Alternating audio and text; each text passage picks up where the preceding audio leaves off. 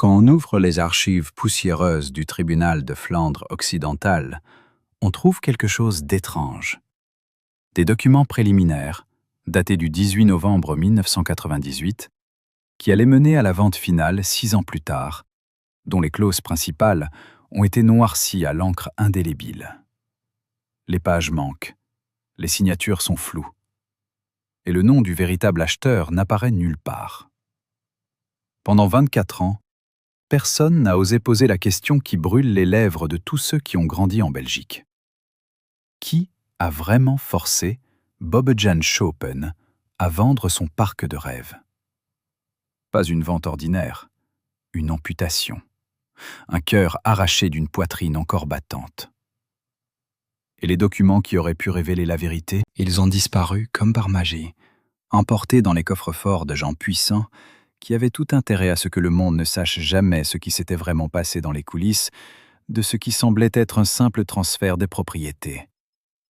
Aujourd'hui, nous avons retrouvé les témoins, les derniers survivants de cette époque. Et leurs histoires, 3 versions contradictoires, 3 mensonges différents, vont enfin éclairer ce qui a resté dans l'ombre pendant plus de 2 décennies. Imaginez la Belgique des années 1990. Les enfants courent dans les allées de Bobbejaanland, leurs mains collantes de sucre d'orge, leurs yeux écarquillés devant les manèges qui tournent sous le soleil d'été. Les parents sourient.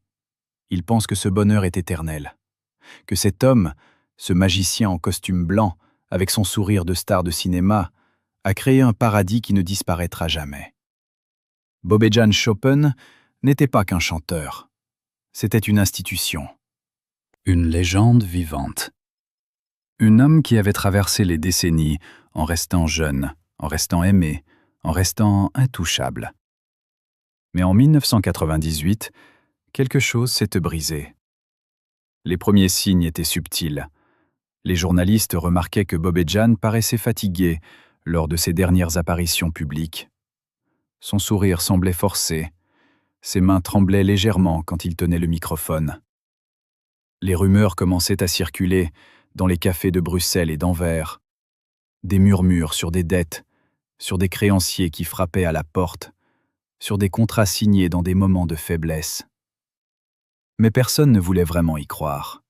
Pas Bobbejaan, pas l'homme qui avait tout. Sauf qu'il n'avait pas tout. Loin de là.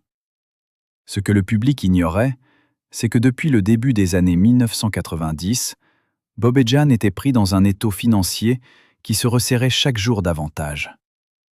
Le parc, autrefois une mine d'or, commençait à perdre de l'argent. Les visiteurs se faisaient plus rares. Les nouveaux parcs d'attractions, avec leur technologie dernier cri et leurs investissements massifs, attiraient les familles.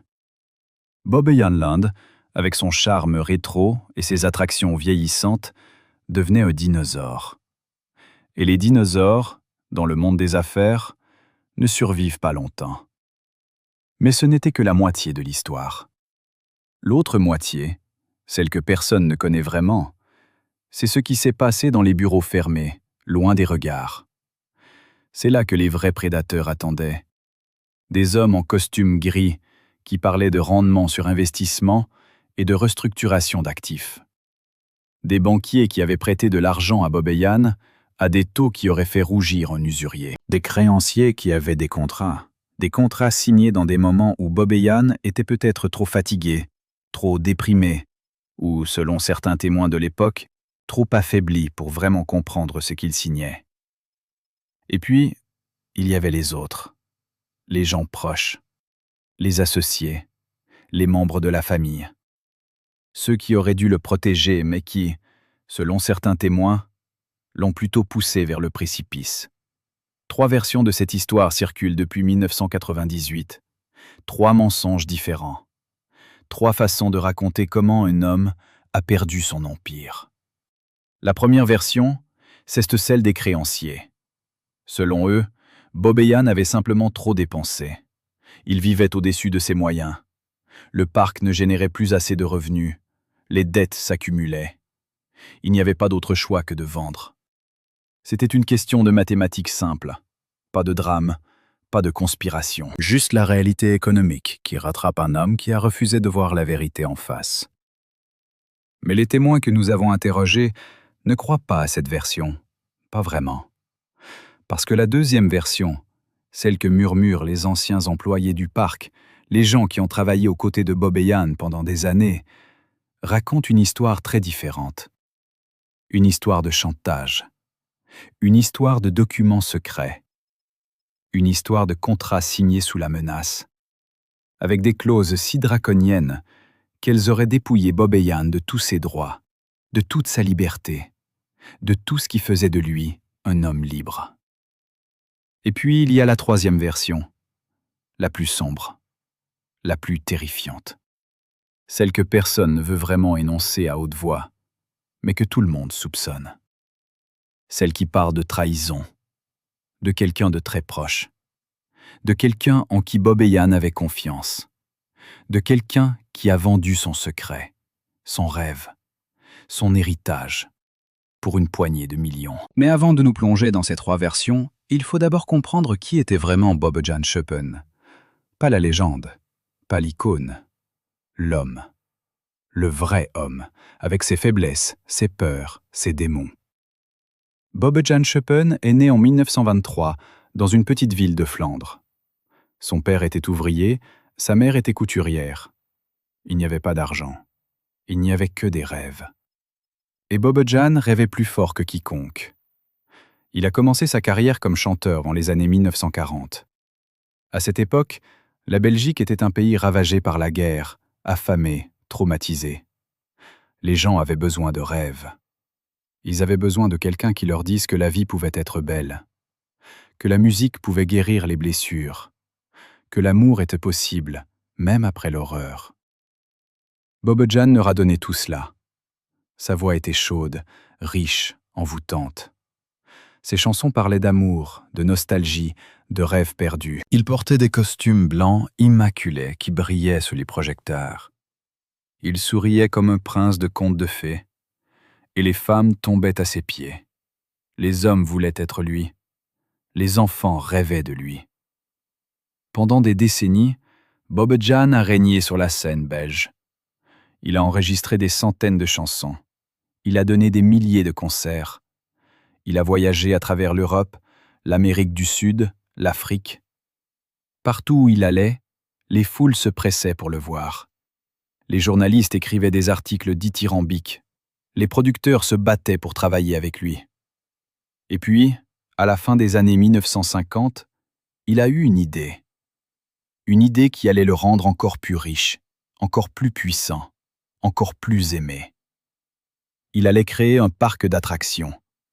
Un parc qui porterait son nom. Un parc où les enfants pourraient vivre la magie qu'il créait sur scène. Un parc où les familles pourraient créer des souvenirs qui dureraient toute une vie. Bob et Jan Land a ouvert ses portes en 1961. C'était un succès immédiat. Les files d'attente s'étendaient sur des kilomètres. Les enfants criaient de joie, les parents pleuraient de bonheur. C'était comme si Bob et Jan avaient vraiment créé un monde magique, un endroit où les rêves devenaient réalité. Pendant les années 1970 et 1980, Bob et Jan Land était l'attraction touristique la plus populaire de Belgique. Des millions de visiteurs franchissaient ses portes chaque année. Le parc générait des revenus énormes. Bob et Jan était devenu non seulement une star de la musique, mais aussi un homme d'affaires prospère, un entrepreneur, un visionnaire. Il semblait invincible. Mais les invincibles dans la vie réelle finissent toujours par tomber. Et la chute de Bob et Jan allait être spectaculaire. Les années 1990 ont apporté des changements. Le monde changeait, la technologie avançait, les goûts musicaux évoluaient. Les jeunes générations ne s'intéressaient plus à la musique de Bob Jan. Ils écoutaient du rock, du hip-hop, de la musique électronique. Bob Jan, avec ses chansons romantiques et ses costumes blancs, commençait à sembler dépassé, anachronique, un vestige d'une époque révolue. Et le parc souffrait aussi. Les nouveaux parcs d'attractions, avec leurs montagnes russes géantes, leurs simulateurs haute technologie, leurs attractions basées sur les films à grand spectacle, attiraient les visiteurs. Bob Jan Land, avec ses manèges traditionnels et son charme rétro, perdait de l'attrait. Les revenus baissaient, les dépenses restaient élevées, les profits s'évaporaient. Bobejan, qui avait l'habitude de vivre comme un roi, a commencé à sentir la pression. Les créanciers appelaient, les banquiers fronçaient les sourcils. Les investisseurs posaient des questions difficiles. Comment allez-vous redresser la situation? Avez-vous un plan? Pouvez-vous garantir un retour sur investissement? Bobejan n'avait pas de réponse. Il avait 70 ans, il était fatigué. Il avait passé sa vie à créer de la beauté, de la magie, du rêve. Il ne savait pas comment gérer une crise financière. Il ne savait pas comment négocier avec des banquiers impitoyables. Il ne savait pas comment se battre contre les forces du marché. Et c'est à ce moment précis que les prédateurs ont senti le sang dans l'eau. Selon les témoins que nous avons interrogés, c'est en 1996 que les choses ont vraiment commencé à se détériorer. Un homme, nous ne pouvons pas révéler son nom pour des raisons légales, mais nous l'appellerons Monsieur X, s'est approché de Bobejan. Monsieur X était un homme d'affaires puissant, avec des connexions dans le monde bancaire et politique. Il a dit à Bobejan qu'il pouvait l'aider, qu'il pouvait restructurer ses dettes, qu'il pouvait trouver des investisseurs, qu'il pouvait sauver le parc. Bobejan, désespéré, a accepté. Ce qui s'est passé ensuite, selon les témoins, c'est une série de réunions dans des bureaux fermés. Des documents ont été présentés, des contrats ont été signés. Bobejan a donné à Monsieur X le contrôle de plus en plus de ses actifs. D'abord, juste la gestion du parc, puis les droits sur ses chansons, puis ses comptes bancaires, puis sa maison. À chaque étape, Bobejan pensait qu'il sauvait son empire. En réalité, selon les témoins que nous avons rencontrés, il le vendait pièce par pièce à un homme qui n'aurait eu qu'un seul objectif, le dépouiller complètement. Mais comment un homme aussi intelligent, aussi expérimenté que Bobejan, pouvait-il être aussi naïf? Comment pouvait-il signer des contrats sans les lire? Comment pouvait-il donner autant de pouvoir à quelqu'un qu'il connaissait à peine? La réponse, selon les témoins, c'est que Bobejan n'était pas vraiment lui-même à cette époque. Il était déprimé, il buvait, il prenait des médicaments, il dormait mal. Il était un homme brisé, qui essayait désespérément de sauver ce qui restait de son rêve. Et Monsieur X le savait. Il en profitait. Mais il y a quelque chose d'encore plus troublant dans cette histoire. Quelque chose que les témoins hésitent à dire, mais qui transparaît dans leur regard, dans leur silence, dans la façon dont ils détournent les yeux quand on leur pose certaines questions.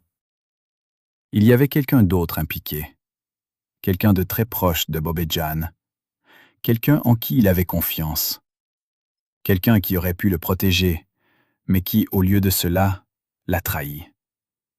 Qui était cette personne? Était-ce un membre de sa famille, un associé de longue date, un ami intime? Les témoins refusent de dire son nom. Mais ils laissent entendre que cette personne a reçu une compensation généreuse pour son silence, que cette personne savait exactement ce qui se passait et qu'elle a choisi de ne rien faire. Ou pire, qu'elle a activement participé à la conspiration. Et c'est cette question terrible, cette question qui hante tous ceux qui ont connu Bobejan, qui nous amène à la vérité cachée derrière la vente de 1998. Qui a vraiment trahi Bobejan? Et pourquoi les documents de cette vente ont-ils été si soigneusement cachés? Il y avait une femme que personne ne voulait mentionner. Pendant 25 ans, son nom avait été soigneusement effacé de toutes les biographies officielles de Bobejan, de tous les articles de presse, de tous les documentaires télévisés. On l'appelait simplement, quand on l'appelait, la secrétaire ou l'assistante, ou dans les cercles les plus proches, avec un sourire entendu et un regard de côté, la femme de l'ombre. Mais en 2003, cette femme, nous l'appellerons Madame René, parce qu'elle a exigé l'anonymat partiel en échange de son témoignage, a accepté de parler pour la première fois. Elle a posé ses mains sur la table, des mains marquées par les années, et elle a dit une phrase qui a glacé le sang de tous ceux qui l'ont entendue. Elle a dit « J'étais là quand il a signé », et il pleurait. Madame René avait travaillé aux côtés de Bob et Jan pendant plus de 15 ans. Elle connaissait ses habitudes, ses peurs, ses moments de faiblesse. Elle avait vu des choses que personne d'autre n'avait vues. Et ce qu'elle a raconté, dans une petite salle de réunion d'un hôtel d'Anvers, remet en question tout ce que l'on croyait savoir sur les premiers documents, ceux qui ont ouvert la voie à la vente finale. Selon Madame René, la réunion décisive n'ait pas eu lieu dans un bureau d'avocat ou dans une salle de conférence d'une banque. Elle a eu lieu dans une maison privée, quelque part en périphérie de Liège, un soir de novembre. Il faisait froid, il pleuvait. Bob et Jan étaient arrivés seuls, sans avocat, sans conseiller, sans personne pour le protéger. De l'autre côté de la table, il y avait plusieurs hommes. Des hommes qu'elle ne connaissait pas. Des hommes qui n'ont jamais été identifiés dans aucun document officiel. Elle dit que Bob et Jan avaient l'air d'un homme qui sait qu'il a perdu. Qu'il avait les épaules voûtées, le regard vide, les mains qui tremblaient. Qu'il avait demandé à lire les documents avant de signer. Qu'on lui avait répondu que le temps pressait, que les créanciers ne pouvaient pas attendre, que s'il ne signait pas ce soir-là, tout serait perdu de toute façon. Le parc, la maison, les droits sur ses chansons, tout. Et il avait signé. Madame René dit qu'elle a essayé de l'arrêter, qu'elle lui avait murmuré « Attendez, lisez d'abord », qu'il lui avait répondu, avec un sourire triste qui lui avait brisé le cœur, « Ça ne change plus rien, René. C'est déjà fini. » Mais voici ce qui rend le témoignage de Madame René particulièrement troublant. Elle affirme que parmi les hommes présents ce soir-là, il y en avait un qu'elle reconnaissait, un homme qu'elle avait vu des dizaines de fois dans les couloirs de Bobbejaanland. Un homme que Bobbejaan appelait par son prénom. Un homme qui était censé être son ami. Qui était cet homme? Madame René refuse de le nommer. Elle dit qu'elle a peur, qu'elle a reçu des avertissements, que certaines personnes préféreraient que cette histoire reste enterrée. Mais elle a laissé entendre quelque chose d'essentiel. Cet homme n'était pas là pour aider Bobbejaan. Il était là pour s'assurer que Bobbejaan signait. Alors voici la question que vous devez vous poser. Si quelqu'un de proche de Bobbejaan était présent ce soir-là, non pas pour le protéger, mais pour le pousser à signer, est-ce que cela change tout ce que vous pensiez savoir sur cette vente? Mais il y a une autre dimension de cette histoire que personne n'a jamais vraiment voulu examiner. Une dimension qui concerne non pas les documents, non pas les contrats, non pas les hommes en costume gris, mais Bobbejaan lui-même, son corps, sa santé, ce que son médecin personnel savait et ce qu'il a choisi de taire. Dans les archives d'un cabinet médical de Gand, il existe un dossier épais, rempli de consultations, d'analyses, de prescriptions. Un dossier qui couvre les années 1995 à 1999. Ce dossier n'a jamais été rendu public. Mais un ancien assistant médical, un homme qui a travaillé dans ce cabinet pendant plusieurs années et qui a demandé à rester anonyme, nous a décrit ce qu'il contenait. Et ce qu'il a décrit est stupéfiant. Selon cet homme, Bobbejaan souffrait depuis le milieu des années 1990 d'une série de problèmes de santé sérieux. Pas des petits maux, pas des fatigues passagères, des problèmes qui auraient dû l'obliger à ralentir considérablement. Des problèmes qui affectaient sa concentration, sa mémoire, sa capacité à prendre des décisions complexes. Des problèmes qui, dans d'autres circonstances, auraient conduit n'importe quel médecin responsable à déconseiller formellement à son patient de signer des contrats importants sans assistance juridique. Mais Bobbejaan continuait à se produire sur scène. Il continuait à apparaître en public, souriant, énergique, indestructible. Il continuait à donner des interviews où il parlait de l'avenir avec optimisme. Et personne, ni les journalistes, ni les fans, ni même ses proches, ne semblait remarquer que quelque chose n'allait pas. Comment était-ce possible? Comment un homme dans cet état pouvait-il maintenir cette façade? L'ancien assistant médical a une réponse. Il dit que Bobbejaan recevait des traitements qui lui permettaient de fonctionner normalement en public, mais qui masquaient la réalité de son état. Des médicaments puissants, des injections avant certaines apparitions importantes, un régime médical soigneusement calibré pour que le monde continue à voir l'image, le sourire, la vitalité, la légende, plutôt que la réalité. Et qui gérait ce régime médical? Qui décidait quand Bob et Jan prenaient quoi et en quelle quantité? Qui avait accès à ce dossier médical confidentiel? Selon l'ancien assistant, il y avait un petit groupe de personnes qui étaient au courant de la véritable situation de santé de Bob et Jan. Son médecin personnel, bien sûr, mais aussi, et c'est là que l'histoire devient vraiment troublante, certains de ses associés commerciaux. Des gens qui avaient un intérêt financier direct dans le fait que Bob et Jan continuent à fonctionner, à signer des documents, à prendre des décisions commerciales, même si son état de santé aurait normalement rendu ces décisions contestables. L'assistant dit quelque chose de particulièrement glaçant. Il dit que lors d'une réunion, quelques mois avant la signature des documents de vente, quelqu'un a posé une question au médecin de Bob et Jan. La question était simple et terrible à la fois. La question était: est-ce qu'il est encore capable de signer légalement? Et le médecin, selon ce que l'assistant prétend avoir entendu, aurait répondu: si vous lui donnez les bons médicaments au bon moment, oui. Si cette information est exacte, et nous soulignons que nous ne pouvons pas la vérifier indépendamment, elle soulève une question juridique et morale d'une gravité extraordinaire. Parce que si Bob et Jan n'étaient pas dans un état mental et physique optimal au moment de signer les documents de vente, alors la légalité de cette vente elle-même pourrait être remise en question. Mais voilà ce qui est encore plus troublant. Selon nos sources, cette question a effectivement été soulevée par un avocat quelques années après la vente. Un avocat qui représentait les intérêts de Bob et Jan et qui avait commencé à examiner les circonstances de la signature. Cet avocat a demandé accès au dossier médical. Il a demandé à interroger le médecin personnel. Il a demandé des copies de toutes les prescriptions de la période concernée. Et puis, selon nos sources, cet avocat a soudainement abandonné le dossier, sans explication, sans lettre de démission formelle. Il a simplement cessé de travailler sur l'affaire. Et quand on lui a demandé pourquoi, il a répondu: « Certains dossiers sont trop dangereux à ouvrir. » Qu'est-ce qui avait bien pu effrayer un avocat expérimenté au point de l'amener à abandonner une affaire potentiellement historique?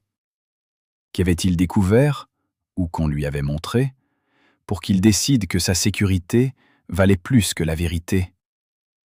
Il existe dans les sous-sols d'un immeuble de bureaux à Bruxelles une salle que les initiés appellent simplement la salle des décisions. Ce n'est pas un nom officiel, c'est un surnom. Un surnom donné par ceux qui savent ce qui s'y est passé pendant les années 1990, quand le monde des affaires belges et néerlandais était en pleine transformation, quand les grandes corporations rachetaient les petites entreprises familiales à des prix dérisoires, quand des fortunes se construisaient sur les ruines des rêves des autres. Dans cette salle, selon plusieurs sources que nous avons interrogées indépendamment, se serait réuni un groupe restreint d'hommes. Pas plus de 6 ou 7 personnes. Des hommes qui n'apparaissaient jamais dans les journaux. Des hommes dont les noms ne figuraient sur aucun conseil d'administration officiel. Des hommes qui, toujours selon ces mêmes sources, auraient eu une influence considérable sur certaines des transactions commerciales les plus importantes de la décennie en Belgique et aux Pays-Bas. Ce groupe, appelons-le le cercle, faute d'un meilleur terme, s'intéressait aux actifs sous-évalués, aux entreprises familiales en difficulté financière, aux propriétaires qui n'avaient pas les ressources ou les connaissances nécessaires pour se défendre contre des prédateurs sophistiqués. Et selon nos sources, Bob et Jan Land était sur leur radar depuis le début des années 1990. Pourquoi Bob et Jan Land?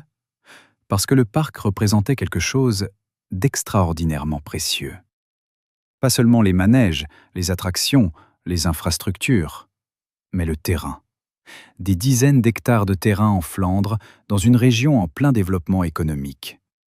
Un terrain qui valait, selon les estimations de l'époque, plusieurs fois le prix qui a finalement été payé pour le parc. Selon l'une de nos sources, un homme qui dit avoir assisté à l'une des réunions du Cercle en 1996, la stratégie aurait été claire et cynique. Il aurait fallu d'abord fragiliser Bob et Jan financièrement, ensuite lui présenter des solutions qui semblaient l'aider, mais qui en réalité l'enfermaient davantage. puis, au moment où il serait suffisamment désespéré, lui proposer une vente à un prix bien en dessous de la valeur réelle, avec des clauses qui l'empêcheraient de contester la transaction par la suite. Notre source dit que lors de cette réunion, quelqu'un a mentionné le nom de Bob-Jane avec un sourire. Et quelqu'un d'autre a répondu « Il fait confiance aux gens. C'est sa plus grande faiblesse. » Cette phrase « Il fait confiance aux gens » résume peut-être mieux que n'importe quoi d'autre la tragédie de Bob-Jane Schöpen. Parce que toute sa vie, il avait cru en la bonté des gens. Il avait cru que ceux qui l'entouraient l'aimaient vraiment. Il avait cru que son succès était le résultat de son talent et de son travail, et non pas d'une série de circonstances favorables qui pouvaient se retourner contre lui à tout moment. Et quand les circonstances se sont retournées, il n'était pas préparé. Il n'avait pas les outils pour se défendre. Il n'avait pas les alliés nécessaires. Il n'avait que sa confiance. Et sa confiance a été utilisée comme une arme contre lui. Mais voici ce qui est peut-être le plus troublant dans toute cette histoire. Selon nos sources, le cercle n'agissait pas seul. Il avait des complices à l'intérieur même de l'entourage de Bob-Jane. Des gens qui transmettaient des informations. Des gens qui signalaient les moments de faiblesse. Des gens qui s'assuraient que Bob-Jane ne recevait pas les conseils dont il avait besoin au moment où il en avait le plus besoin. Qui étaient ces complices? Nos sources refusent de donner des noms précis, mais elles laissent entendre que certains d'entre eux ont continué à travailler dans le secteur des parcs d'attractions après la vente. Que certains ont été récompensés généreusement pour leurs services. Que certains vivent encore aujourd'hui avec le poids de ce qu'ils ont fait ou de ce qu'ils n'ont pas fait. Et voici la question qui devrait vous tenir éveillé cette nuit. Si un groupe d'hommes puissants avait effectivement planifié la prise de contrôle de Bobbejaanland Land des années à l'avance, avec des complices à l'intérieur même de l'entourage de Bob-Jane, alors la vente de 2004 n'était pas une vente, c'était une opération. Soigneusement planifiée, soigneusement exécutée et soigneusement dissimulée derrière des documents dont les clauses essentielles restent secrètes jusqu'à aujourd'hui. Mais si tout cela est vrai, si le cercle existait vraiment, si les complices étaient réels, si la stratégie était aussi cynique que nos sources le prétendent, alors pourquoi personne n'a jamais parlé? Pourquoi, pendant plus de 20 ans, cette histoire est-elle restée dans l'ombre?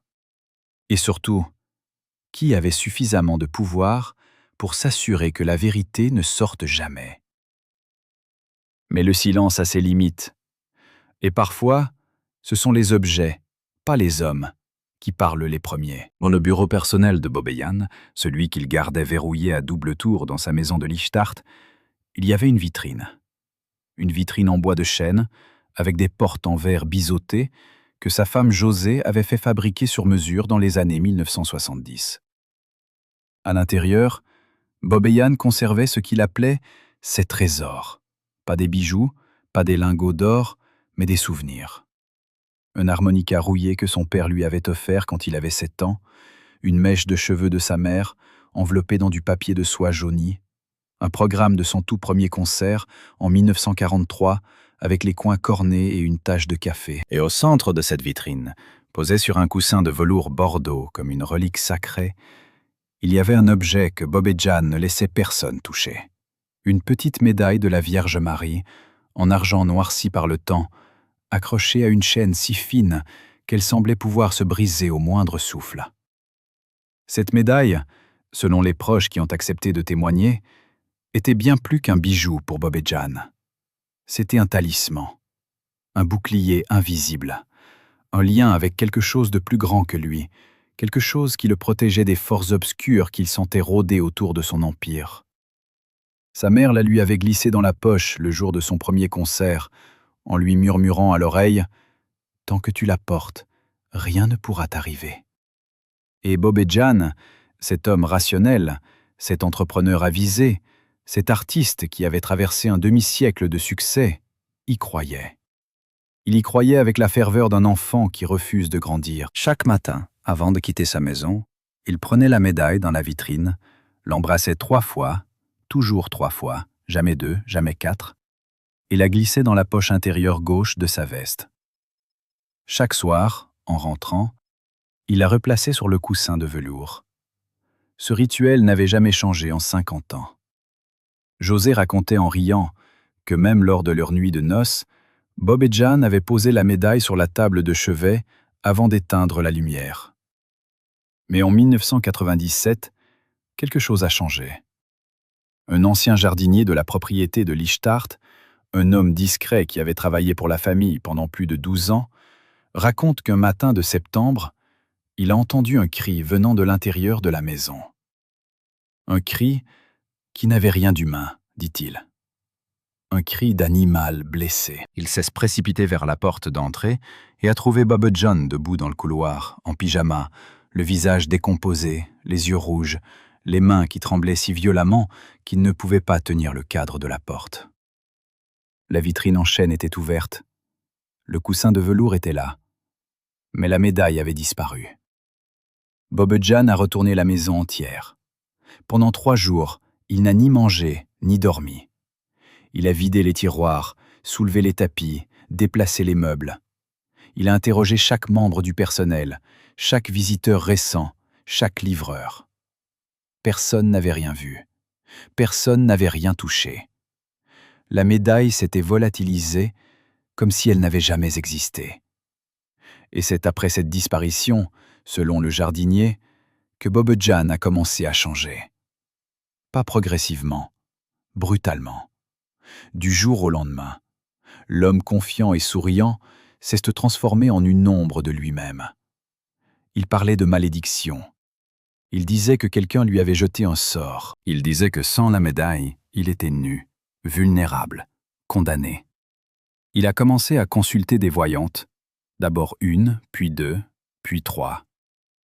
Des femmes au nom étrange, qui venaient à la maison en cachette, le soir, quand les domestiques étaient partis. Des femmes qui brûlaient de l'encens dans le salon et qui murmuraient des prières dans des langues que personne ne comprenait. L'une de ces voyantes, une femme installée dans la banlieue de Gand, que Bob et Jan auraient visitée à plusieurs reprises entre 1997 et 1998, aurait prononcé des mots qui l'ont hanté jusqu'à la fin. Selon un proche qui accompagnait parfois Bob et Jan lors de ses visites, cette femme lui aurait dit « Celui qui a pris votre médaille est celui qui prendra tout le reste. Et il est déjà dans votre maison. » Bob et Jan seraient sortis de cette consultation blancs comme un linge. Ils n'auraient pas prononcé un mot pendant tout le trajet du retour. Et le lendemain, selon ce même témoin, il aurait commencé à changer les serrures de sa maison. Toutes les serrures, y compris celle de sa chambre à coucher. La médaille n'a jamais été retrouvée. Mais voici le détail qui glace le sang. Selon un membre de la famille qui a accepté de parler sous couvert d'anonymat, quelques semaines après la disparition de la médaille, un objet identique, une médaille de la Vierge Marie en argent noirci, accrochée à une chaîne fine, a été aperçu dans un tiroir du bureau d'un homme que Bob et Jan considéraient comme un allié. Un homme qui avait accès à la maison de Lichtart. Un homme qui connaissait l'importance de cette médaille pour Bob et Jan. Coïncidence ? Vol symbolique destiné à briser psychologiquement un homme déjà fragile ? Ou simple confusion entre 2 objets similaires ? Personne ne le saura jamais avec certitude.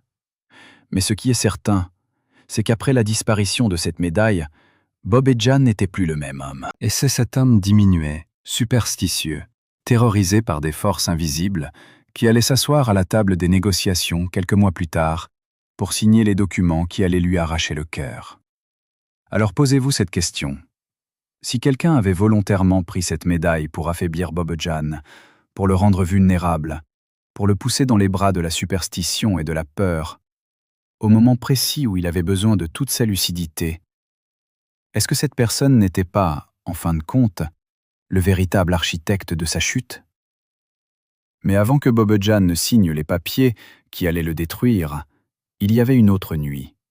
Une nuit d'octobre 1998, une nuit dont ceux qui y ont assisté ne se sont jamais remis. La nuit du 23 octobre 1998, restera gravée dans la mémoire de ceux qui y ont assisté comme l'une des plus longues et des plus cruelles de l'histoire de Bobejanland. C'est cette nuit-là, selon plusieurs témoins concordants, que le dernier acte de la trahison s'est joué. Non pas dans un bureau d'avocat, non pas dans une salle de conférence, mais dans la cuisine de la maison de Bobejan, autour d'une table en bois où la famille avait partagé des milliers de repas, des milliers de rires, des milliers de moments de bonheur ordinaire. Il y avait un homme assis en face de Bobejan cette nuit-là. Un homme que nous appellerons, par obligation légale, Monsieur D, un collaborateur de longue date qui avait gagné la confiance absolue du fondateur. Cet homme n'était pas un étranger. Ce n'était pas un banquier venu de Bruxelles ou un investisseur néerlandais aux dents longues. C'était quelqu'un que Bobejan connaissait depuis des décennies. Quelqu'un qui avait mangé à cette même table des centaines de fois. Quelqu'un qui avait joué avec les enfants de Bobejan dans les allées du parc. Quelqu'un qui, selon tous les témoignages, était considéré par Bobejan comme un frère. Peut-être même plus qu'un frère. Parce que les frères, on ne les choisit pas. Tandis que Monsieur D, Bobejan l'avait choisi. Monsieur D avait été l'un des premiers collaborateurs de Bobejanland. Il avait aidé à construire les premières attractions. Il avait géré les finances pendant les années fastes. Il connaissait chaque recoin du parc, chaque employé par son prénom, chaque fournisseur par son numéro de compte. Bobejan lui faisait une confiance absolue. Une confiance si totale qui lui avait donné au fil des années un accès complet à tous les comptes bancaires du parc, à tous les documents juridiques, à toutes les informations confidentielles. Et c'est cette confiance qui allait se retourner contre lui, de la manière la plus brutale qui soit. Selon un témoin qui se trouvait dans la pièce adjacente cette nuit-là, un membre du personnel domestique qui a demandé à ce que son identité ne soit jamais révélée, la conversation entre Bobejan et Monsieur D a commencé calmement.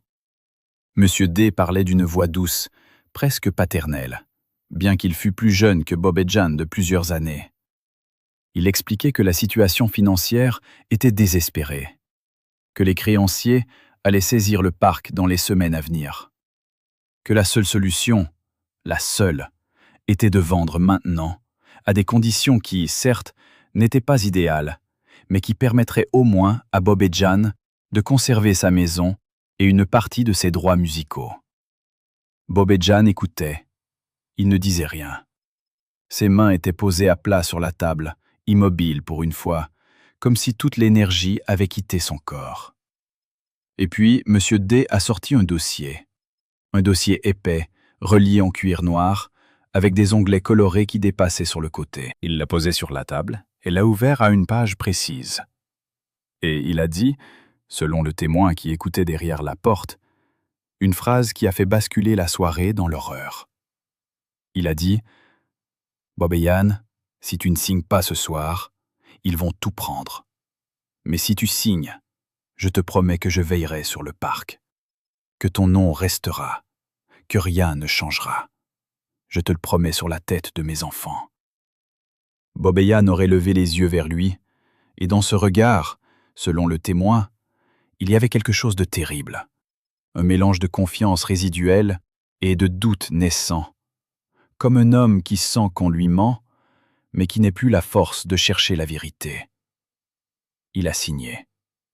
Ce que Bobejan ne savait pas, ce qu'il n'est découvert que des mois plus tard, selon les témoignages que nous avons recueillis, c'est ce que Monsieur D avait négocié en parallèle avec les acheteurs.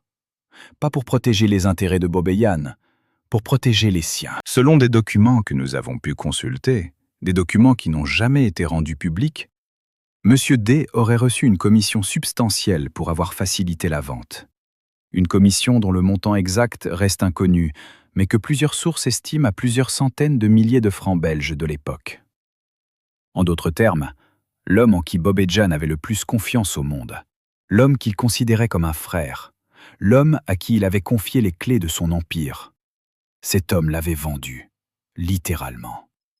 Il avait monnayé la confiance de Bobejan, transformé cette amitié de plusieurs décennies en une transaction commerciale, échangé la loyauté contre un chèque. Et le pire, le détail qui rend cette trahison véritablement insupportable, C'est ce que M. D a continué à rendre visite à Bob et Jan après la vente. Il venait dîner à la maison, il apportait des fleurs à José. Il jouait le rôle de l'ami fidèle, du confident loyal, du compagnon de toujours. Pendant des mois, il a regardé Bob et Jan dans les yeux en sachant ce qu'il avait fait, en sachant que chaque sourire était un mensonge, en sachant que chaque poignée de main était une insulte. Quand Bob et Jan a finalement appris la vérité, par l'intermédiaire d'un ancien employé du parc qui avait eu accès à certains documents comptables, la réaction a été, selon les témoins, dévastatrice. Il n'a pas trié, il n'a pas pleuré. Il s'est simplement assis dans son fauteuil, dans le salon de sa maison de Lichtart, et il est resté immobile pendant des heures. José a essayé de lui parler, il ne répondait pas. Les enfants ont essayé de le faire réagir. Rien. C'était comme si quelque chose s'était éteint à l'intérieur de lui. Une flamme qui avait brûlé pendant 75 ans et qui venait de s'éteindre d'un coup, sans fumée, sans bruit, sans rien. Le jardinier de Lichtart raconte que le lendemain matin, il a trouvé Bob et Jan debout devant la fenêtre de son bureau, regardant en direction de Bob et Jan Land. Le parc était visible au loin, par-dessus les arbres. Il ne bougeait pas. Il ne parlait pas. Il regardait simplement ce qui avait été son rêve, son œuvre, sa vie, et qui appartenait désormais à des étrangers. Et quand le jardinier lui a demandé s'il avait besoin de quelque chose, Bob et Jan a répondu, sans se retourner, d'une voix si basse qu'elle était à peine audible. « On m'a arraché le cœur. » Cette phrase, « On m'a arraché le cœur », est devenue célèbre en Belgique. Elle a été reprise par les journaux, par les biographes, par les documentaristes. Mais personne, jusqu'à aujourd'hui, n'avait compris à qui elle s'adressait vraiment. Ce n'était pas aux banquiers, ce n'était pas aux investisseurs, ce n'était pas aux forces impersonnelles du marché. C'était à un homme. Un seul homme. Un homme qui avait partagé sa table, son pain, ses secrets, et qui avait tout vendu pour une poignée d'argent. Alors dites-moi, quand vous repensez à cette phrase, quand vous entendez ces mots, « On m'a arraché le cœur », est-ce que vous ne ressentez pas, vous aussi, cette douleur sourde dans la poitrine, cette colère froide qui monte, cette envie de crier le nom du traître pour que le monde entier sache enfin ce qu'il a fait? Après la vente, Bob et Jan a tenté quelque chose que personne n'attendait. Quelque chose qui, rétrospectivement, ressemble à la fois à un acte de courage désespéré et à un dernier sursaut d'orgueil avant le fondrement définitif. Il y avait, dans la banlieue d'Anvers, un petit studio d'enregistrement que Bob et Jan avait fréquenté dans les années 1960, à l'époque où sa carrière musicale était à son apogée. Le studio appartenait à un vieil ingénieur du son, un homme de 80 ans passés, à moitié sourd, qui vivait seul au-dessus de sa console de mixage, dans un appartement encombré de bandes magnétiques et de souvenirs jaunis. Cet homme, appelons-le Franz, avait enregistré certains des plus grands succès de Bob et Jan. Il connaissait sa voix mieux que quiconque. Il savait exactement comment placer le microphone pour capturer cette chaleur particulière, cette vibration qui faisait pleurer les femmes et sourire les hommes. En 2004, quelques mois après la signature officielle de la vente du parc, Bob et Jan a frappé à la porte de Franz. Il était seul. Il portait un costume qui semblait trop grand pour lui, comme si son corps avait rétréci, comme si la perte de Bob et Jan Land l'avait physiquement diminué. Il avait sous le bras une pochette en carton contenant des partitions manuscrites, des chansons nouvelles, des chansons qu'il avait écrites dans le silence de sa maison de Lichtart, pendant les nuits d'insomnie qui avaient suivi la trahison. Franz raconte que lorsqu'il a ouvert la porte et qu'il a vu Bob et Jan, il a failli ne pas le reconnaître. Ce n'était plus le même homme. Le visage était creusé, les yeux étaient cernés de noir. La peau avait pris une teinte grisâtre qui n'avait rien de naturel. Et surtout, la voix. Quand Bob et Jan a dit bonjour, Franz a senti quelque chose se serrer dans sa poitrine, parce que cette voix qui avait enchanté des millions de personnes pendant un demi-siècle était devenue rauque, cassé, comme un instrument désaccordé qu'on aurait laissé trop longtemps sous la pluie. Mais Bob et Yann voulaient enregistrer. Ils voulaient prouver qu'il était encore vivant, qu'on ne l'avait pas détruit, que la musique, sa musique, était la seule chose qu'on ne pouvait pas lui voler, la seule chose qui lui appartenait encore, la seule chose que ni les banquiers, ni les investisseurs, ni les traîtres ne pouvaient lui arracher. Franz a accepté. Il a allumé la console. Il a placé le microphone. Et Bob Jan s'est installé devant, comme il l'avait fait des milliers de fois auparavant, avec ses partitions posées sur un pupitre en métal, ses lunettes de lecture sur le bout du nez, et cette posture, droite, fière, presque militaire, qui avait toujours été sa marque de fabrique. Il a commencé à chanter. Et c'est là que tout s'est effondré. Franz raconte que les premières notes étaient justes, que pendant quelques secondes, il a retrouvé le Bob Jan d'autrefois, la puissance, la chaleur, l'émotion. Mais très vite, la voix a commencé à vaciller. Les notes hautes, celles qui faisaient autrefois frissonner les salles de concert, sortaient fêlées, incertaines, douloureuses.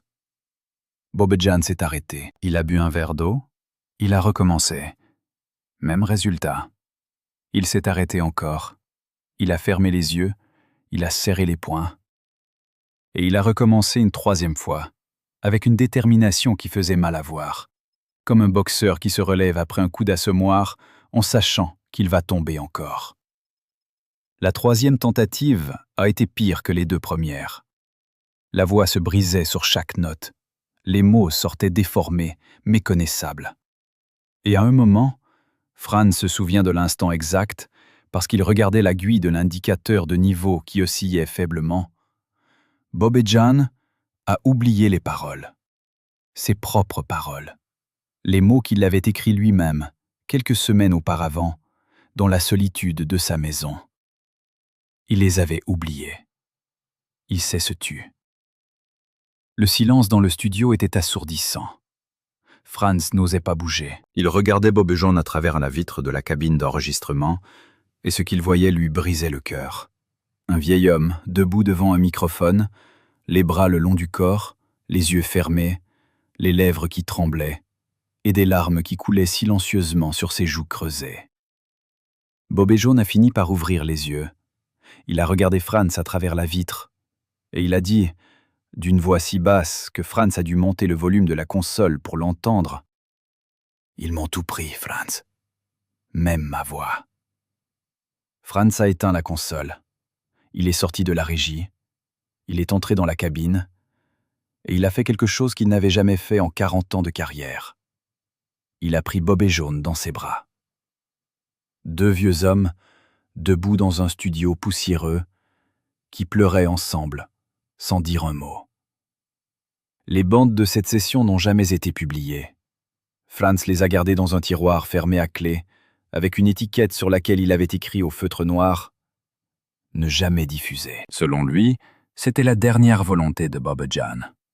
Il ne voulait pas que le monde entende ce que sa voix était devenue. Il ne voulait pas que les gens qu'il avait aimés découvrent à quel point il avait été brisé. Mais Franz a gardé les bandes. Il ne les a pas détruites, parce que, dit-il, ces bandes sont la preuve de ce qu'ils lui ont fait. La preuve que la vente de Bob Jan Land n'a pas seulement détruit un empire commercial, elle a détruit un homme. Elle a détruit sa voix, sa mémoire, sa raison de vivre. Elle a transformé un géant en fantôme. Après cette session avortée, Bob Jan n'a plus jamais essayé d'enregistrer. Il n'a plus jamais chanté en public. Il s'est retiré dans sa maison de Lichtart, derrière les rideaux tirés, dans le silence et l'obscurité, comme un animal blessé qui se cache pour lécher ses plaies. Les visiteurs se faisaient rares. Les appels téléphoniques restaient sans réponse. Le monde continuait à tourner, mais Bob Jan, lui, s'était arrêté. Et pendant ce temps, de l'autre côté des arbres, Bob Jan Land continuait à fonctionner. Les manèges tournaient, les enfants criaient de joie, les familles achetaient des barbes à papa et des souvenirs. Mais le nom sur l'enseigne, ce nom qui avait été synonyme de rêve, de magie, de bonheur, ce nom n'appartenait plus à l'homme qui l'avait créé. Il appartenait à des actionnaires, à des investisseurs, à des gens qui ne connaissaient pas la différence entre un rêve et un bilan comptable. Bob et Jan pouvaient entendre, certains soirs d'été, quand le vent soufflait dans la bonne direction, les cris des enfants dans les attractions. Ces cris qui avaient été sa plus grande fierté, sa plus grande joie, sa plus grande récompense. Ces cris qui, désormais, lui transperçaient le cœur comme des lames, parce qu'ils lui rappelaient tout ce qu'il l'avait perdu, tout ce qu'on lui avait volé, tout ce qu'il ne retrouverait jamais. On peut voler un parc, on peut voler une médaille, on peut voler la confiance d'un homme et la transformer en monnaie sonnante. Mais ce qu'on ne peut pas voler, c'est la mémoire de ceux qui ont aimé. Et nous nous souvenons. Mais ce que personne ne savait à l'époque, c'est que les documents de la vente n'avaient jamais disparu. Ils n'avaient pas été détruits. Ils avaient simplement été cachés, rangés dans un coffre-fort, dans un sous-sol, dans une chambre forte d'une banque privée dont le nom n'apparaissait sur aucun registre public. Et pendant de longues années, ces documents ont attendu que le monde oublie, attendu que les témoins meurent, attendu que la vérité devienne trop vieille, trop lointaine, trop insignifiante pour que quelqu'un se donne la peine de la chercher. Mais quelques années après la vente, quelque chose s'est produit. Quelque chose qui a changé à jamais la compréhension de ce qui s'était vraiment passé. Un homme s'est présenté à la porte d'une maison à Bruges. Un homme âgé, avec des cheveux gris et des mains qui tremblaient légèrement. Il portait une enveloppe jaunie, scellée avec du ruban adhésif marron qui s'écaillait par endroits. Cet homme, nous l'appellerons Monsieur Luc, parce qu'il a exigé que son véritable nom ne soit jamais révélé, avait travaillé pendant 43 ans comme assistant juridique dans un cabinet d'avocats de Bruxelles. Et il avait quelque chose à dire. Quelque chose qu'il avait gardé secret pendant de nombreuses années. Quelque chose qui lui avait rongé la conscience chaque jour, chaque nuit, chaque moment des silences. Monsieur Luc a expliqué que son cabinet avait été chargé de rédiger les documents de vente de Bob et Jan Land. Pas les documents publics, ceux-là tout le monde les connaissait, mais les documents secrets, les vrais documents. Les documents qui contenaient les clauses réelles, les conditions réelles, les noms réels des acheteurs et des intermédiaires. Ces documents avaient été signés en 3 exemplaires. Un exemplaire avait été remis aux acheteurs. Un exemplaire avait été remis à Bob et Jan, ou plutôt à Monsieur D, qui agissait en tant que représentant de Bob et Jan. Et le 3e exemplaire avait été conservé par le cabinet d'avocats dans un coffre-fort avec l'instruction explicite que ces documents ne devaient jamais être divulgués, sous aucune circonstance, sans l'accord écrit de toutes les parties. Mais M. Luc avait gardé une copie. Une copie qu'il avait faite en secret, tard un soir, quand tout le monde était parti. Une copie qu'il avait cachée dans sa maison pendant de nombreuses années, en attendant le moment où il pourrait enfin la rendre publique, sans crainte de représailles. Ce moment était arrivé. Monsieur Luc était mourant, un cancer en phase terminale, selon ce qu'il a dit, et il ne voulait pas emporter ce secret dans la tombe. Il voulait que le monde sache. Il voulait que la vérité sorte enfin de l'ombre. Et c'est ainsi que nous avons obtenu accès aux documents. Les vrais documents. Les documents qui avaient été cachés pendant tant d'années. Ce que nous avons découvert en les lisant, ce que nous avons découvert en examinant chaque clause, chaque signature, chaque détail, c'est quelque chose qui dépasse même nos pires soupçons. Quelque chose qui transforme complètement notre compréhension de ce qui s'était vraiment passé. Premièrement, le prix. Le prix officiel de la vente de Bob et Jan Land était, selon les documents publics, celui qui avait été annoncé à l'époque. Mais dans les documents secrets, selon ce que M. Luc nous a montré, le prix réel aurait été sensiblement différent, beaucoup plus bas. En d'autres termes, si ces documents disent vrai, Bob et Jan auraient reçu bien moins que ce qui avait été annoncé publiquement. Où était allé cet argent manquant? Selon les documents, il aurait été versé directement à M. D en tant que commission pour avoir facilité la vente. Deuxièmement, les acheteurs. Les documents publics indiquaient que Bob et Janland avaient été vendus à un groupe d'investisseurs extérieurs. Mais les documents secrets révélaient, selon certaines sources, quelque chose de très différent. Les acheteurs principaux n'auraient pas été le consortium présenté officiellement.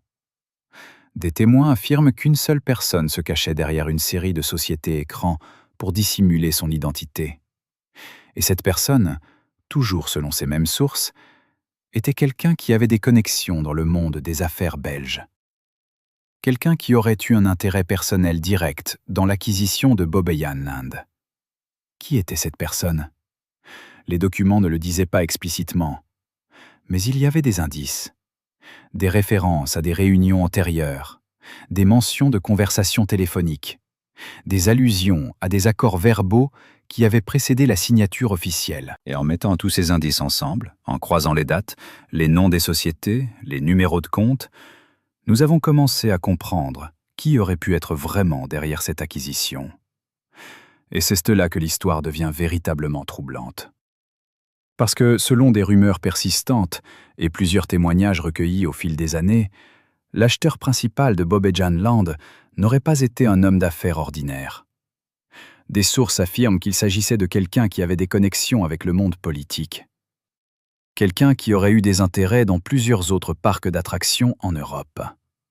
Quelqu'un qui, selon ces mêmes sources, aurait eu un historique de rachat d'entreprises familiales en difficulté financière à des prix bien en dessous de leur valeur réelle, en utilisant des tactiques qui, selon certains observateurs, auraient pu frôler les limites de la légalité. En d'autres termes, certains témoins affirment que Bob et Jan n'aurait pas été victime d'une simple transaction commerciale.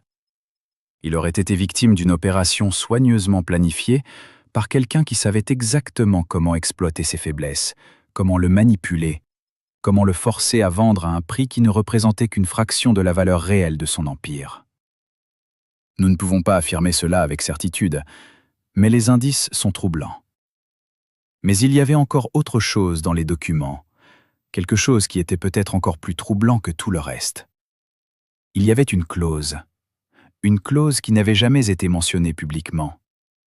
Une clause qui était enterrée au milieu d'une page de jargon juridique dense, facile à manquer si on ne savait pas ce qu'on cherchait. Cette clause stipulait que Bob et Jan s'engageaient à ne jamais parler publiquement de la vente, qu'ils s'engageaient à ne jamais révéler les conditions réelles de la transaction. Quill s'engageait à ne jamais contester la vente, même s'il découvrait ultérieurement que les documents avaient été signés sous la contrainte ou dans des circonstances douteuses. En d'autres termes, Bob et Jan auraient signé un accord de silence. Un accord qui le bâillonnait. Un accord qui ne pêchait de crier la vérité, même s'il découvrait qu'il avait été trahi, même s'il découvrait qu'on lui avait menti, même s'il découvrait que tout ce qui lui avait été promis était un mensonge.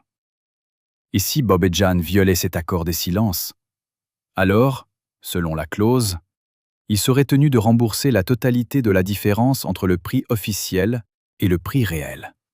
Une somme considérable qu'il ne possédait pas.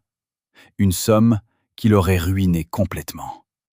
En d'autres termes, Bob et Jan auraient été non seulement trahis, mais aussi bâillonnés.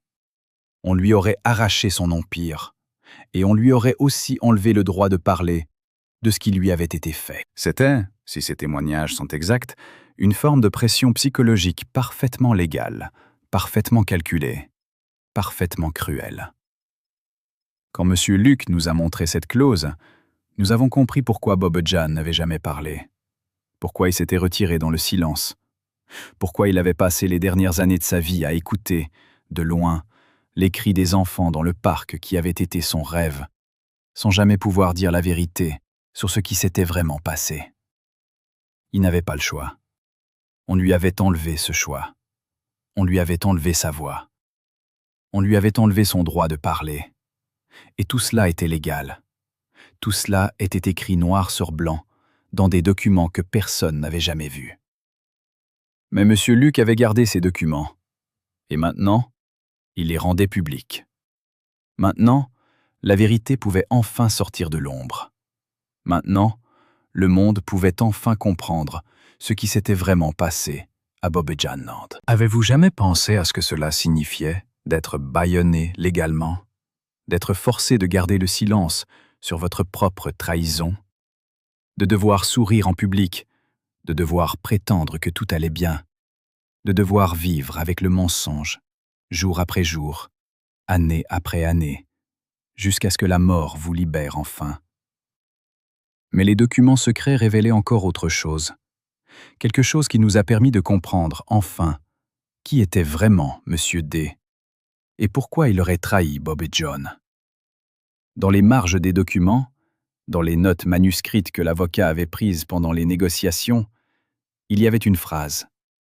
Une seule phrase, écrite au crayon, presque illisible. La phrase disait « D a reçu l'ordre de faciliter la vente. Ordre venant de plus haut. Ordre venant de plus haut. » Ces 4 mots changeaient tout. Parce qu'ils suggéraient que M. D n'agissait pas seul, qu'il n'avait pas pris cette décision de son propre chef, qu'il y avait quelqu'un au-dessus de lui. Quelqu'un qui lui avait donné des instructions. Quelqu'un qui l'aurait forcé à trahir Bob John. Qui était cette personne? Les documents ne le disaient pas, mais nous avons commencé à chercher. Nous avons interrogé d'anciens employés de Bobbejaanland. Nous avons consulté les archives des journaux de l'époque.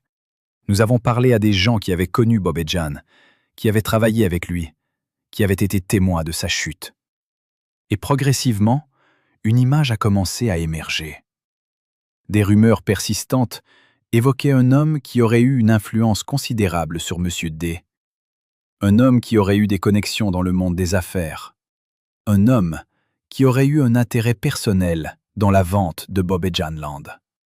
Un homme qui, selon plusieurs sources, aurait menacé M. D de représailles s'il ne coopérait pas. Cet homme, nous l'appellerons M. V parce que nous ne pouvons pas révéler son véritable nom pour des raisons légales, était, selon ses sources, une personnalité influente en Belgique. Un homme qui aurait eu des connexions dans le monde bancaire, dans le monde des affaires, dans le monde politique. Un homme qui, selon certains témoignages, aurait eu un historique de manipulation des transactions commerciales pour son propre bénéfice. Monsieur V aurait apparemment eu un intérêt personnel dans l'acquisition de Bobbejaanland. Pas pour le parc lui-même, mais pour le terrain. Des dizaines d'hectares de terrain en Flandre, dans une région en plein développement économique. Un terrain qui valait, selon les estimations de l'époque, plusieurs fois le prix qui avait finalement été payé pour le parc. Et M. V, selon ces mêmes sources, savait que si Bobbejaan découvrait la véritable valeur de son terrain, il ne vendrait jamais. Ou du moins, il ne vendrait pas au prix que M. V était prêt à payer. Alors M. V aurait mis en place un plan. Un plan qui impliquait de fragiliser Bobbejaan financièrement, de le manipuler psychologiquement, de le forcer à vendre à un prix bien en dessous de la valeur réelle. Et pour exécuter ce plan, M. V aurait eu besoin d'un intermédiaire. Quelqu'un qui avait accès à Bobbejaan, quelqu'un en qui Bobbejaan avait confiance, quelqu'un qui pouvait le manipuler de l'intérieur. Cet intermédiaire, selon ses témoignages, c'était M. D. Selon nos sources, M. V aurait approché M. D quelques années avant la vente. Il lui aurait expliqué le plan. Il lui aurait dit qu'il y avait beaucoup d'argent à gagner. Il lui aurait dit que Bobbejaan allait perdre son parc de toute façon, autant que ce soit M. V qui le prenne, plutôt que les créanciers. Et il lui aurait dit que s'il refusait de coopérer, il y aurait des conséquences. M. D aurait accepté. Peut-être parce qu'il avait peur. Peut-être parce qu'il était avide. Peut-être parce qu'il pensait vraiment qu'il aidait Bobbejaan. Nous ne le saurons jamais avec certitude. Mais ce qui est certain, c'est qu'il avait accepté de trahir l'homme qui lui avait fait confiance pendant des décennies. Et c'est cette trahison qui aurait été orchestrée par M. V, exécutée par M. D, subie par Bobbejaan, qui est au cœur de toute cette histoire, selon les témoignages que nous avons recueillis. Mais voici ce qui est peut-être le plus troublant. Après la vente, après que Bobbejaan eut perdu son parc, après que M. V eut obtenu ce qu'il voulait, M. V n'aurait pas gardé Bobbejaanland. Il l'aurait revendu, quelques années plus tard, à un prix bien plus élevé que celui qu'il avait payé. Il aurait réalisé un profit énorme. Et puis, il aurait disparu de la scène publique. Il se serait retiré. Il aurait cessé d'être impliqué dans les affaires publiques. Pourquoi? Selon nos sources, c'est parce que quelqu'un, nous ne savons pas qui, aurait découvert ce qu'il avait fait. Quelqu'un aurait découvert le plan. Quelqu'un aurait découvert la trahison. Et cette personne aurait menacé de tout révéler, à moins que M. V ne se retire complètement de la vie publique. M. V aurait accepté. Il aurait disparu. Et depuis, il vivrait dans l'obscurité, avec le poids de ce qu'il a fait, avec la connaissance que sa cupidité a détruit un homme, a détruit un rêve, a détruit une institution qui avait apporté de la joie à des millions de personnes. Mais il vit, il respire, il existe toujours, quelque part, avec son argent, avec son pouvoir, avec sa liberté.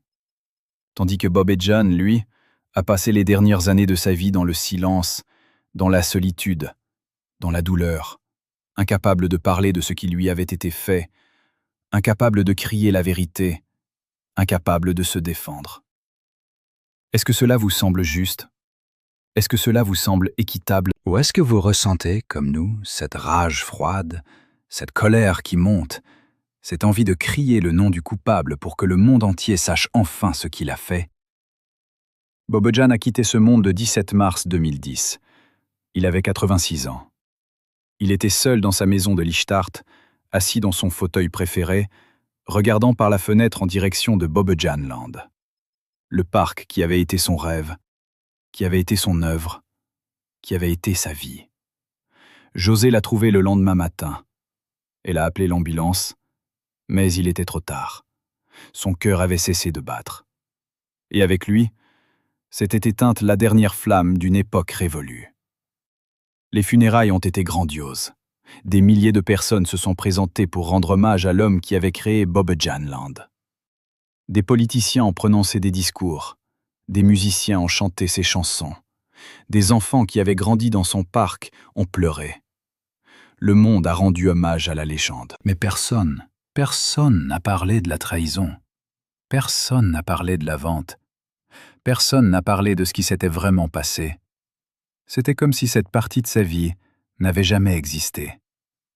Comme si les dernières années de sa vie, les années de silence, de douleur, de solitude, n'avaient jamais eu lieu. Et c'est peut-être cela, le plus grand crime de tous. Pas la trahison elle-même, pas la vente du parc, pas la manipulation, pas la cupidité, pas la cruauté. Mais l'oubli collectif. La décision du monde de ne pas voir ce qui s'était vraiment passé. La décision de laisser la vérité enterrée, de laisser les coupables impunis, de laisser la victime mourir sans jamais avoir eu la chance de crier la vérité. Après la mort de Bobojanland a continué à fonctionner. Les manèges ont continué à tourner. Les enfants ont continué à crier de joie. Les familles ont continué à créer des souvenirs. Mais quelque chose avait changé. Le parc n'était plus le même. Ce n'était plus le parc de Bobojan. C'était juste un parc. Un parc comme les autres. Un endroit où on vendait du bonheur en échange d'argent. Et quelque part, dans une maison vide à Lichtart, les murs gardaient le silence. Les murs gardaient les secrets. Les murs gardaient la mémoire d'un homme qui avait créé la magie et à qui on avait tout volé. Monsieur D a continué à vivre. Il a quitté Bobojanland après la vente, mais il a trouvé du travail dans d'autres parcs d'attractions. Il a continué à gagner de l'argent. Il a continué à vivre sa vie. Selon nos sources, il n'a jamais exprimé de remords. Il n'a jamais reconnu sa trahison. Il a simplement continué, comme si rien ne s'était passé, comme si le cœur qu'il avait arraché à Bobojan n'avait jamais existé. Monsieur D a quitté ce monde en 2019, à l'âge de 82 ans. Il est mort dans un hôpital, entouré de sa famille. Selon les rapports, ses dernières paroles auraient été « J'ai fait ce que j'ai dû faire ». Rien de plus. Pas d'excuses, pas de regrets. Juste une affirmation froide, sans émotion, que ce qu'il avait fait était justifié. Mais nous savons la vérité. Nous savons ce qu'il a fait. Et nous savons que cette trahison d'un homme qui avait partagé la table de Bob et Jan, qui avait mangé son pain, qui avait dormi sous son toit, cette trahison a détruit une vie. Elle a détruit un rêve. Elle a détruit une institution qui avait apporté de la joie à des millions de personnes. Et pourquoi? Pour de l'argent. Pour une commission. Pour une poignée de millions qui, à la fin, n'avaient aucune importance. Parce que l'argent disparaît. L'argent s'écoule entre les doigts. L'argent ne remplit pas le vide que crée la trahison. L'argent ne peut pas acheter la paix de l'esprit. L'argent ne peut pas effacer la culpabilité. Et M. D le savait.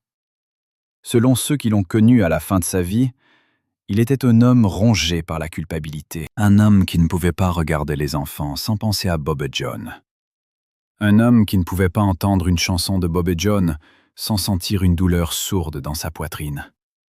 Un homme qui avait vendu son âme pour de l'argent et qui avait passé le reste de sa vie à regretter ce marché. Mais le regret ne change rien. Le regret ne ramène pas Bob et John. Le regret ne restaure pas Bob et John Land. Le regret ne guérit pas les blessures qu'il a infligées. Et c'est peut-être cela, la leçon la plus importante de cette histoire. Que la trahison a un prix, que la cupidité a un coût, que même si vous réussissez à voiler le rêve de quelqu'un d'autre, même si vous réussissez à vous enrichir sur les ruines de son empire, même si vous réussissez à vous échapper sans être poursuivi en justice, vous ne pouvez pas vous échapper à vous-même. Vous ne pouvez pas vous échapper à votre conscience. Vous ne pouvez pas vous échapper à la connaissance de ce que vous avez fait. Et cette connaissance terrible, cette connaissance qui vous suit partout, qui vous réveille la nuit, qui vous hante chaque moment de silence, c'est peut-être la plus grande punition de toutes. Aujourd'hui, Bob et John Land existe toujours. Le parc fonctionne, les manèges tournent, les enfants rient, les familles créent des souvenirs. Mais le nom sur l'enseigne n'est plus celui de Bob et Jan. Le parc a changé de propriétaire plusieurs fois depuis la vente. Il a été racheté, revendu, restructuré, modernisé. Les attractions originales ont été remplacées par des attractions plus modernes. Le charme rétro a cédé la place à la technologie de pointe. Et quelque part, dans une vitrine en chêne, dans une maison vide à Lichtar, il y a un coussin de velours bordeaux. Le coussin est vide. La médaille a disparu. Et personne ne sait où elle est allée. Personne ne sait qui l'a prise. Personne ne sait si elle a été jetée, vendue, ou si elle repose quelque part dans un tiroir, souvenir silencieux d'une trahison qui a changé le cours d'une vie. Les documents secrets que M. Luc nous a remis ont été examinés par des experts juridiques. Ils ont confirmé que les éléments que nous avons découverts méritaient d'être pris au sérieux. Que la vente aurait effectivement pu avoir lieu à un prix bien en dessous de la valeur réelle. Que Bob et Jan aurait effectivement pu être bâillonné légalement. Que M. D aurait effectivement pu recevoir une commission substantielle. Que M. V aurait effectivement pu orchestrer toute l'opération. Mais il y a une limite à ce que la loi peut faire. Bob et Jan est mort. M. D est mort. M. V vivrait toujours, quelque part, mais il est trop tard pour le poursuivre en justice. Les délais de prescription ont expiré. Les preuves sont trop vieilles. Le système juridique ne peut rien faire. Tout ce qui reste, c'est la vérité. La vérité que nous avons découverte. La vérité que nous vous racontons maintenant. La vérité qui a été cachée pendant tant d'années et qui peut enfin voir la lumière du jour. Et cette vérité, c'est que Bob et Jan Schöppen n'a pas simplement perdu son parc. Selon les témoignages que nous avons recueillis, il aurait été trahi. Il aurait été manipulé. Il aurait été volé. Il aurait été bâillonné. Et il a passé les dernières années de sa vie à vivre avec le poids de cette trahison, incapable de parler, incapable de crier, incapable de se défendre. Et nous nous souvenons. Nous nous souvenons de lui. Nous nous souvenons de son rêve. Nous nous souvenons de Bobbejaanland, tel qu'il était autrefois. Un endroit magique. Un endroit où les rêves devenaient réalité. Un endroit créé par un homme qui croyait au pouvoir de la musique, de la magie et de l'amour. Et nous nous souvenons aussi de la trahison. Nous nous souvenons de Monsieur D. Nous nous souvenons de Monsieur V. Nous nous souvenons de tous ceux qui auraient participé à la destruction d'un rêve, à la ruine d'un homme, à la fin d'une époque. Parce que la mémoire, c'est tout ce qui nous reste.